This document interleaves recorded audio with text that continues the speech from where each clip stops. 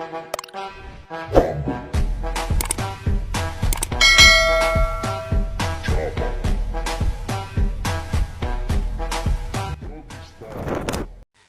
bola itu keras, bro. Ia tidak pernah memberi jaminan kepada siapapun.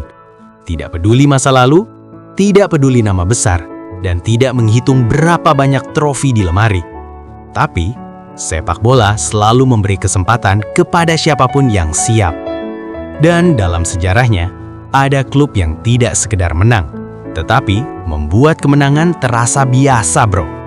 Manchester United adalah nama yang pernah berdiri di puncak cerita itu, bro. Nama yang dulu membuat kemenangan terasa seperti kebiasaan, bro. Dan kekalahan terasa seperti kejadian langka. Namun, waktu terus berjalan tanpa kompromi, bro. Perlahan, kejayaan itu memudar, dan sejarah mulai berubah arah. Hari ini, nama besar itu masih berdiri dan masih ada. Tapi, maknanya terasa berbeda, bro. Bukan lagi tentang dominasi, melainkan tentang ironi. Bukan lagi jadi klub yang disegani, tapi menjadi klub yang sering dijadikan candaan. Dan cerita ini bukan cuma tentang perjalanan satu musim, bro. Tapi tentang perjalanan panjang, tentang kejayaan yang pernah menguasai sepak bola, dan tentang sebuah nama besar yang sedang berjuang menemukan kembali performa terbaiknya, bro. Dan dari sinilah awal semua cerita itu dimulai, bro. Era Sir Alex Ferguson. Kita mundur jauh ke belakang, bro. Ke era saat Manchester United belum sebesar sekarang. Tahun 1986, seorang pria asal Skotlandia datang ke Old Trafford. Namanya Sir Alex Ferguson. Awalnya berat, bro. Penuh keraguan, hasil buruk, permainan berantakan, dan tekanan datang dari mana-mana. Bahkan banyak yang bilang, Ferguson bukan orang yang tepat. Tapi Ferguson punya mental baja, bro. Ia bukan tipe pelatih yang sibuk menjawab omongan. Ia menjawab kritikan itu lewat proses. Ferguson mulai merapikan fondasi, membersihkan mental lama, dan membangun skuad muda dengan karakter petarung. Pelan-pelan, permainan Manchester United mulai berubah, bro. Lebih rapi, lebih agresif, dan lebih berani. Hingga lahirlah Class of 92, anak-anak muda petarung yang tidak takut tekanan, tidak takut atmosfer besar, dan tumbuh dengan mental juara. Mereka adalah Beckham yang dikenal dengan tendangan melengkungnya, Giggs dengan kecepatan lari seperti angin, Scholes yang operannya seakurat GPS, hingga Neville bersaudara. Puncaknya, treble winner 1999, Liga Inggris, Piala FA, dan Liga Champions. Sejarah emas yang membuat nama Ferguson abadi, bro. Dan Manchester United resmi naik ke level tertinggi sepak bola Eropa, bro.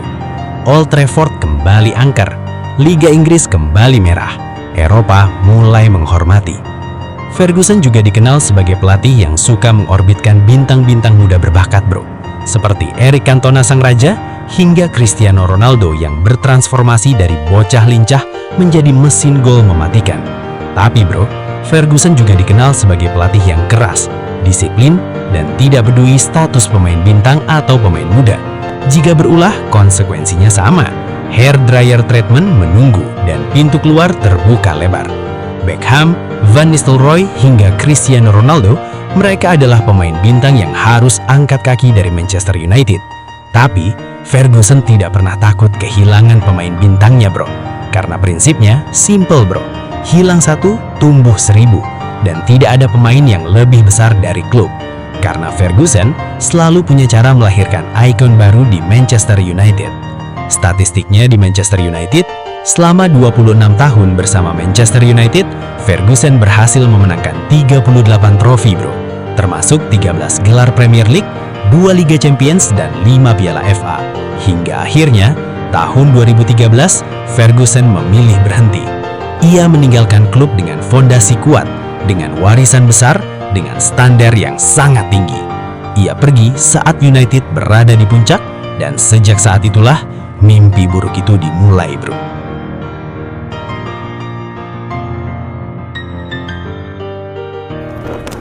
Era David Moyes.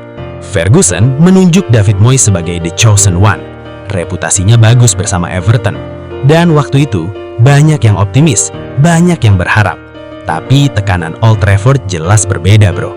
Nama besar tidak cukup. Moyes mulai merombak skuad, mencoba membawa gaya kepelatihannya di Everton ke Old Trafford, menjual pemain lama dan mendatangkan pemain-pemain baru. Tapi yang lahir justru kekacauan, bro. Dan skema permainan MU malah membuat Old Trafford kehilangan keangkerannya. 3 kekalahan beruntun di kandang membuat fans mulai pesimis. Dan statistiknya pahit, bro. Hanya bertahan 10 bulan, finish di urutan ke-7 dan cuma dapat Community Shield sebagai pelipur lara sebelum akhirnya dipecat dan digantikan sang legenda Ryan Giggs. Ryan Giggs diangkat jadi pelatih sementara MU di 4 laga terakhir musim 2013-2014. Statistiknya 2 menang, 1 seri dan 1 kalah. Ryan Giggs cuma jadi pengisi jeda iklan doang sebelum drama besar berikutnya dimulai, bro. Era Louis van Gaal. Di musim 2014-2015, Louis van Gaal datang dengan jam terbang setinggi langit karena pernah berjaya di Barcelona. Tapi, di Manchester United, tangannya justru terasa kaku, bro. Meski sempat dianggap bakal membawa perubahan di MU dengan filosofinya, tapi kenyataannya, filosofinya dianggap membosankan bak pengantar tidur oleh pendukung MU. Statistiknya, 103 laga dan menang 54 kali. Louis van Gaal hanya mampu mempersembahkan Piala FA 2016, tapi itu nggak cukup buat nyelamatin kariernya dia, bro. Dia dipecat saat euforia juara bahkan belum kering.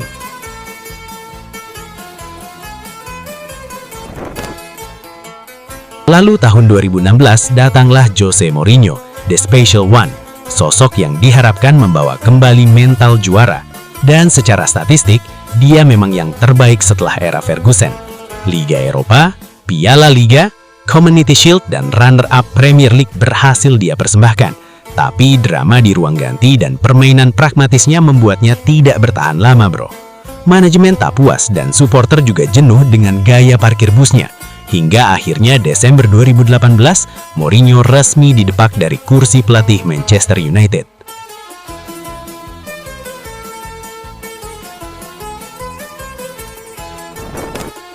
Era Ole Gunnar Solskjaer. Manchester United mencoba kembali ke masa lalu dengan memanggil sang pahlawan di final tahun 99, Ole Gunnar Solskjaer. Awalnya manis, bro. Penuh nostalgia. MU bermain lebih terbuka. Tapi, sepak bola modern butuh lebih dari sekedar DNA United, bro. Ole melatih sampai November 2021. Prestasi baiknya cuma final Liga Eropa 2021. Tapi kalah adu penalti lawan Villarreal, bro.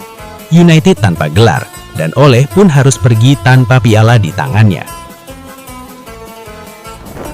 Eksperimen berlanjut ke Ralf Rangnick, datang sebagai pelatih sementara, misi berat, dan hasilnya berantakan, bro. Hingga akhirnya, Juli 2022, harapan baru muncul pada sosok Erik ten Hag. Waktu itu, Erik ten Hag datang dengan reputasi membangun Ajax menjadi tim yang ditakuti di Eropa, bro. Musim pertama menjanjikan, trofi Piala Liga di tangan dan posisi 3 besar diamankan. Fans mulai berteriak, United is back. Tapi musim kedua justru menjadi anti klimaks, bro. MU seringkali terjebak dalam skema permainan yang tidak jelas. Meski sempat menyelamatkan muka dengan juara Piala FA 2024, tapi kekalahan demi kekalahan memalukan di Liga membuat manajemen kehabisan sabar. 28 Oktober 2024, Erik ten Hag resmi diberhentikan. Ruud van Nistelrooy sempat naik jabatan. Dalam 14 hari sebagai pelatih interim, dia menunjukkan bahwa semangat iblis merah itu masih ada, bro. 3 kemenangan dari 4 laga jadi catatan manis, bro. Sebelum akhirnya harus memberikan kursinya kepada sosok baru dari Portugal, Ruben Amorim. Era Ruben Amorim. November 2024, Manchester United menunjuk pelatih muda asal Portugal bernama Ruben Amorim. Pria yang sukses menyihir Sporting Lisbon menjadi kekuatan baru di Portugal, bro. Dia datang bukan sekedar melatih. Dia datang untuk menyelamatkan dan membangunkan kembali raksasa yang sudah terlalu lama tertidur. Bahkan, fans berharap Amorim adalah kepingan puzzle yang hilang. Mereka ingin melihat taktik modern yang agresif, bukan aksi-aksi lucu pemainnya yang sering dianggap penghibur. karena aksi blunder di lapangan menjadikannya bahan candaan paling renyah di tongkrongan dan menjadi target bully di media sosial. Tapi yang bikin salut bro, fans MU sampai saat ini masih tetap setia meski hati seringkali dibuat patah oleh hasil pertandingan. Tapi Manchester United bukan klub yang terbiasa menunggu proses terlalu lama bro. Hasil tak kunjung konsisten, kekalahan yang lebih sering didapatkan daripada kemenangan. Dan pelan-pelan, kepercayaan fans pun mulai berubah jadi keraguan. Musim lalu menjadi luka yang tak akan bisa dilupakan bro. Manchester United berada di posisi ke-15, 18 kekalahan. Salah satu musim terburuk dalam sejarah panjang Setang Merah.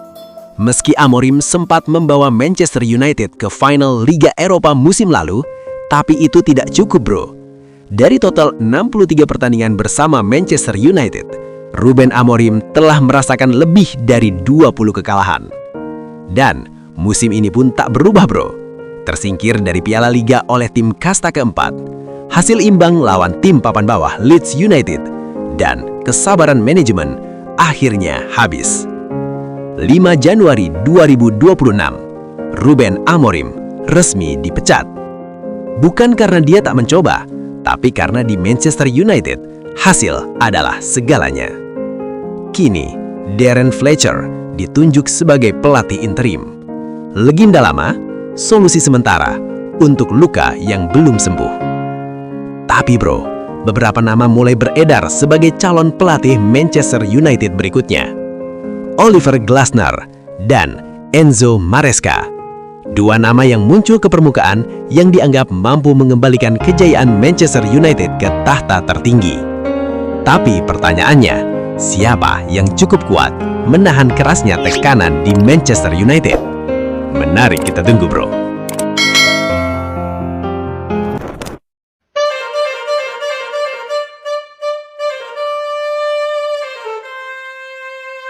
Kalau kontennya asik, jangan cuma diam aja, kayak wasit yang pura-pura nggak lihat pelanggaran. Klik like, biar semesta tahu lo suka vibes-nya. Tekan subscribe, biar lo gak ketinggalan drama, rivalitas, dan kisah di balik rumput hijau. Dan tinggalin komentar, walau cuma satu kata. Itu udah kayak Chen dari Tribun yang bikin semangat kami makin membara. Karena di balik layar ini, kami nggak cari validasi. Cuma mau tahu, lo masih ada, masih peduli, dan masih mau balik lagi ke sini.